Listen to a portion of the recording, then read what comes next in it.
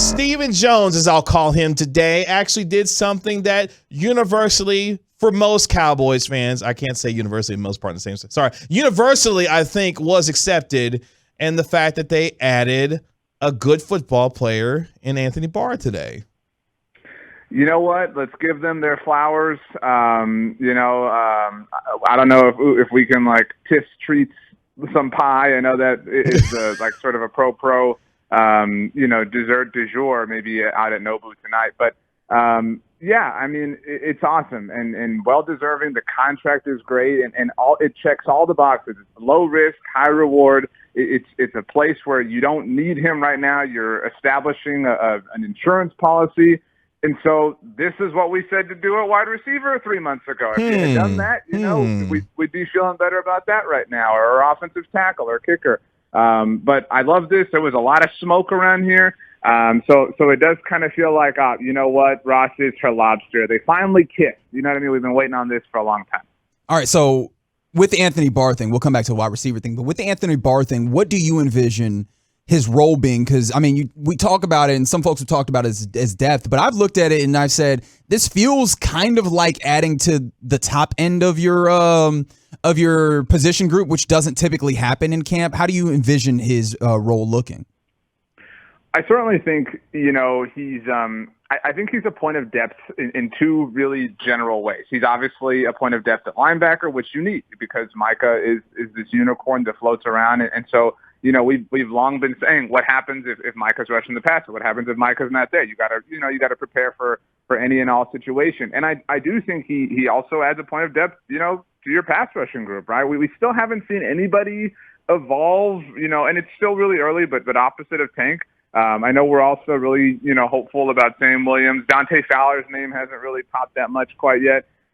So I think he just gives you options, and he's somebody who has experience. He's a 4-time Pro Bowler. I mean, I think that is really sorely needed. This is a low-hanging fruit way to put it, but he's really what Malik Hooker was to the safety department last year. And so I think to come in to add another member to the platoon, to the rotation, to the wave, however you want to put it, I mean, that's what we've been waiting to see. And if it costed you $2 million, $3 million, if every incentive's hit and you had $22 million in salary cap space, I mean, cool. This is a great investment. It raises the floor. I don't think I don't think you want Anthony Barr playing in coverage in 2022. That's where Jabril Cox comes in, obviously. But he can do a very specialized thing at an efficient level. And I think free agents you're signing in August, I think that's a fair thing to expect. RJ Ochoa of SB Nation's Blog and the Voice joining us right here on the Get Right with Reggie KG on 105.3 The Fan. Before we get to the wide receiver, because there's a lot of conversation, I want to get your overall general thoughts to the first now week of training camp here. Obviously, we've seen some unfortunate injuries with James Washington. Matt Waletzko had a little bit of a scare with, Jaron Curse. There's been some things that have popped up, but what have been your overall thoughts on how things have progressed through the first week of camp?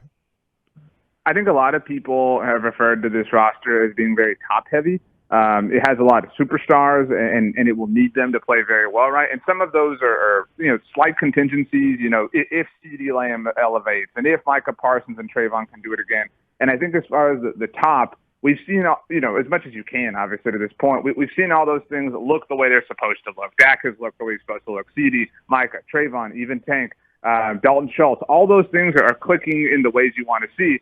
And so in that way, it's kind of chalked in a relaxing and a relieving sort of way. And I think that the positions that have, been attacked, if you will, they were predictably, loose. If you consider, the other positions I named and those players, Dak and CeeDee, those are the house that the little piggy built out of bricks. But some of the positions are built out of twigs. You know what I mean? And apparently there was a big old gust that was, attacking the kicker position yesterday. Literally. And that literally, right. That's blown down the house of twigs. And so it was predictable that at a certain point, receiver was going to be an issue, swing tackle was going to be an issue. And so, here we are. We called it. So now how do we react? All right, so we'll get to that wide receiver question again. We'll get to it in a little bit. I promise we will. We will. With that being the case, the signing of Anthony Barr, does that give you any level of confidence in this front office impaired with the amount of cap space that they have, despite the fact that Stephen Jones has tried to say that you need to have 15 million available for your practice squad and other things. Do you have any confidence that maybe they are willing to work around the edges to, shore up some of those issues that do need depth? Yeah, absolutely. I mean, I did a TikTok on this subject because what? Wait, hold on. Wait, time out. Yeah. You on the clock? When did you get on TikTok? Guys, I've been posting like maybe 2 to 3 TikToks a day, maybe for the last like 70 days. So are they all football My related? feelings are hurt right now. That's fine. I'm not professionally on TikTok or TikTok at all. Wait, so, professionally, what does that mean? I mean, there's professional reasons to use TikTok, which clearly RJ Ochoa is doing. But you're on TikTok otherwise. No, I'm not on TikTok at all. So why'd you specify? I think he's on. That's somebody told on himself right Absolutely. there. No, not at all. No, you sussed it out, RJ. Not at all. Not at all. But I did a TikTok that was, just 5 kind of general reasons to be excited about this. And number 4 was this shows that the Cowboys kind of get it. And I want to give them their flowers, give them their props. But they went out, and it's not just about Anthony Barr being a big name, former first rounder, 4-time Pro Bowler, but they did it, right? Like there's this dude who can help, who's on the market, who you can negotiate with, and you did it. So good for you. You stood him. It's like when you go, you have to pick up like your license plate or something. It's something you don't want to do, but when you do it, you walk away with this sense of pride. Like, you know what? I did it. I did a really simple, mundane thing, and now I can put them on my car and feel proud of myself. And so, yeah, it does give me just the appropriate amount of hope that they're willing to apply this same sort of disposition to other places on the roster. If they're willing to be forward-thinking and say, well, we need Anthony Barr because what if this? Okay, great job. Let's use the same approach to a bunch of, maybe all of the positions on the roster. I don't know. That would be perfect. RJ, we'll get to the wide receiver part now. I promise. Right now. I said earlier that this team is a CeeDee Lamb injury away from being the worst wide receiver core in the NFL. Tell me why I'm wrong. What? I mean, as they're currently constructed today, you're definitely not wrong.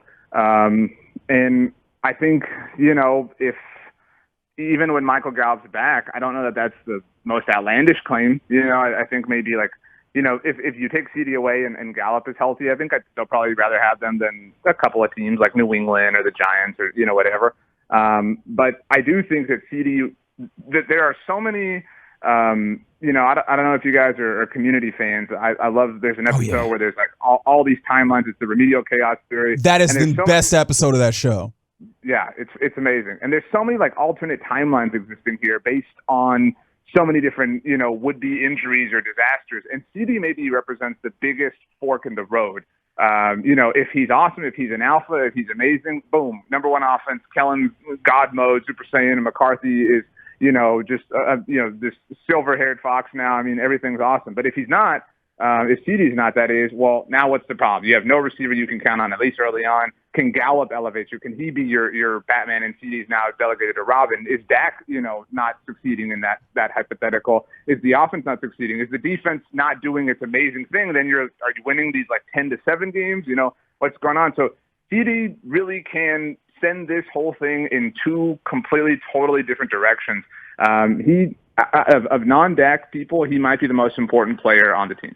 All right, we're talking to RJ Ochoa of Blogging the Boys. And RJ, full disclosure, I was never going to ask that question. I wanted to continue the bit. But since we've already asked it, come on, it would have been funny. Tell me that wouldn't have been funny to just keep teasing. I felt like we had to eventually pay that off because we kept saying it over and over again. If you say so. I'm sorry I ruined your bit, Reg. It's great. I think you asked a great question. RJ gave us a great answer. And to that end, right, a lot of people have been clamoring for the Memphis wide receiver Tony Pollard, that's good, to get a little bit more touches and to maybe feature in the passing game more prominently. We heard from Jerry Jones, who was like, well, you can get him swing passes and things of that nature. But we heard from Kellen Moore, and Kellen has kind of given some implications that he could be stretching down the field in those things.